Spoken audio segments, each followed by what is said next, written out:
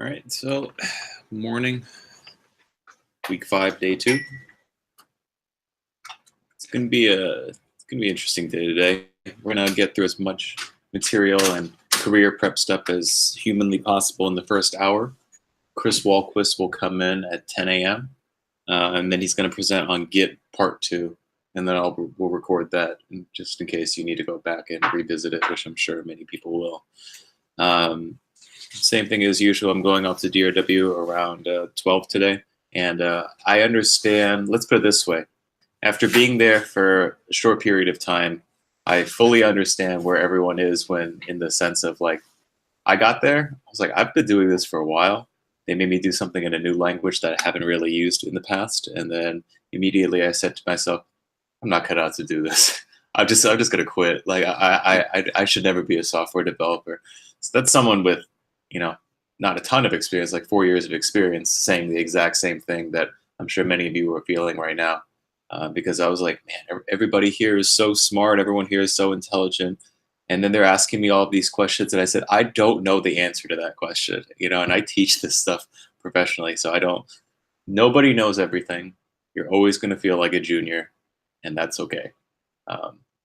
Because like immediately afterwards, I told somebody, I was like, I don't feel like I'm supposed to be here. They're like, no, it's day 1. You're fine. I was like, okay, thanks. I appreciate that. And it's also interesting to sit directly across from Deja, who is in Delta Platoon, who's like evidently crushing it and everything. So I was like, my goodness, I taught a monster now, like who's gonna show me up?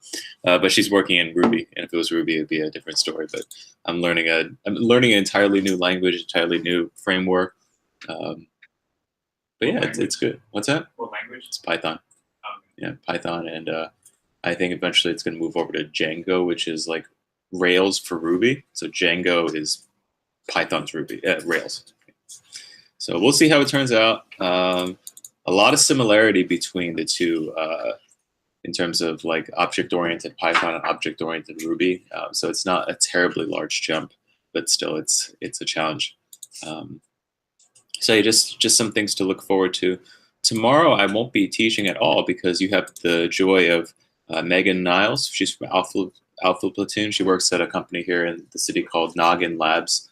Noggin Labs is a consultancy, which means a web consultancy is essentially a company that is hired out by is. One second. Oh, I accepted her. I don't know what happened. Okay, so a web consultancy is basically a company that contracts out its own developers to larger companies, because they don't have enough people on staff. So companies like Groupon and like Amazon, and definitely for Chase, they don't have nearly enough developers on their full-time staff, so they need to hire contractors. So they'll go to like these agencies like an A-Flight that Scott works at, or a Noggin Labs like the one Megan works at. And they say, we need developers to help us build XYZ. And then when they build it, they charge it out for, whatever, $150 an hour, $100 an hour, or something like that. You as a developer will never see that money. You will get paid $50 an hour, but like somewhere in the vicinity of $50 an hour, but it's fine. So she'll be here tomorrow teaching HTML and CSS. My thought is she'll be here all day. I think she'll teach in the morning and then just kind of sit upstairs in the afternoon if you need her. How did yesterday go? With retracking and my not being here, is there enough support for everybody? Is Mike enough for everybody? Mike was more than enough for me. Okay. I meant like, are there enough resources? Is Mike smart enough? I know Mike's smart enough. You feel okay? All right. Just make sure if you feel as if you need like, oh, Mike is being taken up for 2 hours and I don't have anybody. If we need somebody, we can always bring somebody in. Your assessment 3 is going to be on Thursday. It'll probably be 90 minutes to 2 hours, just pure SQL. So if you have some time over today to review some SQL, I would, because tomorrow we're going to jump into HTML and CSS and front end stuff. But yeah, let's kick today off. When you say it's going to be just SQL, do you mean no active record? No active record. So let's kick today off. We'll do feedback forms first. We'll do these LinkedIn things second. and then we will do the tell me about a time you failed at something. Tell me a time where like things didn't work out the way you hoped. There's many different variations on that. So feedback forms, LinkedIn, and then that question. Specifically with LinkedIn, you should have gotten to the point now where you have your name, your title, where you used to work, where you went to school, where you're looking for work, and connect with a bunch of people. Your paragraph's a little slim, Kimberly, but like for everyone else, make sure that we write out this paragraph. It's essentially a summarization of the tell me about yourself question. You should have written full-length prose already.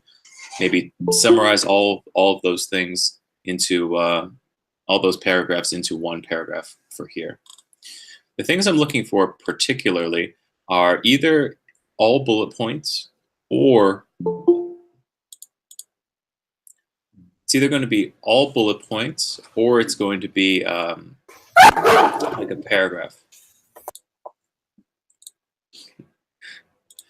Or a paragraph. And this paragraph basically says like, A, what did you do?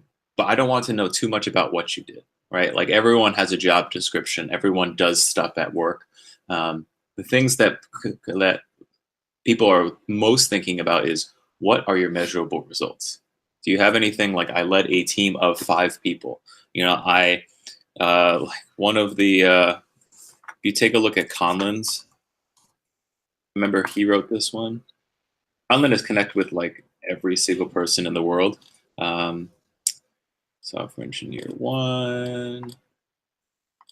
So it's like, you know, officially managed $48 billion of government assets. I was like, all right, let's be a little realistic. That's probably not real, but he can probably explain it.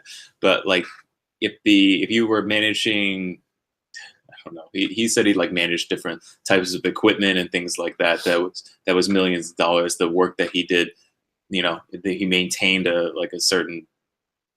he maintained certain equipment that didn't cost the U.S. government millions of dollars and things like that. And I was like, okay, that's fine. I don't know anything about this, but if you've managed assets, if you've increased productivity in any way, if you've led a team, if you've taken some sort of action that led in some sort of measurable result, put that in there.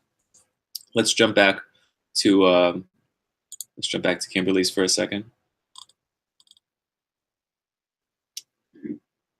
So again, you don't need to do like every single thing that's your job title and like what you did at your previous job. Maybe have a small little section on that, but it's mostly about measurable results.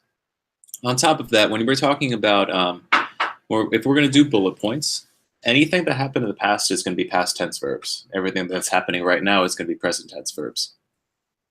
And then there's this whole thing of like action verbs and garbage like that. Unfortunately, it is true if you just like worked on blah, it doesn't really work. It doesn't really come off as confidently as, you know, like determined appropriate group work. Yeah, you know, it's like there's action verbs that I'm not terribly familiar with. But if you jump onto Google and you look up good action verbs to use in the resume or something like that, you can do that as well. So the things I'm looking for today are either paragraphs or bullet points with measurable results on each one of your positions. So don't tell me what you did. That's not that terribly useful for me. I need to know, like, A, what you did, but like B, more important, like what kind of measurable results you had. That's the thing we're working on this week. Lastly, before we get started with today's stuff, tell me about a time you failed. Another spin on it is tell me about a time you failed. Tell me about a time where things didn't work out the way you planned. Tell me about a time where things didn't work out like you expected, or you were disappointed by something that you did, or tell me about a time you faced adversity. Yeah, there's adversity. There's like a bunch of spin-offs on this particular question, but the main one they're trying to answer is, what was the situation you put in that you didn't do terribly well? What task were you given that you didn't achieve? What action was taken? And then what was the result of that? What did you learn? More importantly, it's what did you learn as a result of that? What are you changing now that you failed at as a result of something? So for me, like, I failed in Bravo Platoon. There were a few days where I was teaching like Rails curriculum, and that Rails curriculum I taught very poorly. You know, all the code was buggy. All of the code was I wasn't able to confidently speak on anything. And for 2.5 hours, I had people just staring blankly at me as I was just talking. And you know, that happens. I mean, that happens now every now and then, but far less frequently now than when we were in Bravo Platoon. So that was like the situation was I was tasked. The situation was I was teaching something. The task I was assigned was like I had to teach Rails, but something blew up. You know, they were looking at me for 2.5 hours. The action I took as a result of that is that I re-recorded everything throughout the day, and I made sure to go over everything the night before, make sure every single piece of code worked, which means that you have to work an extra 3 hours. You know, when you go home that night at 5 o'clock, it was 5:30 back then. You know, I was working till 8:30 or 9 o'clock just to make sure that everything was ready for the next day. And the result of that is like it never happened again. Maybe 2 or 3 times it happened, but that's already too much for me. I'm a big perfectionist, and I don't like that kind of stuff happening. That's a bad example, but because I had to think of it off the fly. But like having a rehearsed story so that you're able to just pull it out of your back pocket, you'll be in a good spot. So again, 3 things: feedback forms, LinkedIn, which I'm going to check in about 20 minutes, and then tell me about a time you failed. Today's the last day for full-length prose. So write it out, all full sentences and things like that. Tomorrow we're going to dumb it down to bullet points. We're going to continue to dumb it down on Thursday. Any questions before we get started? Nope. All right, let's get started on that.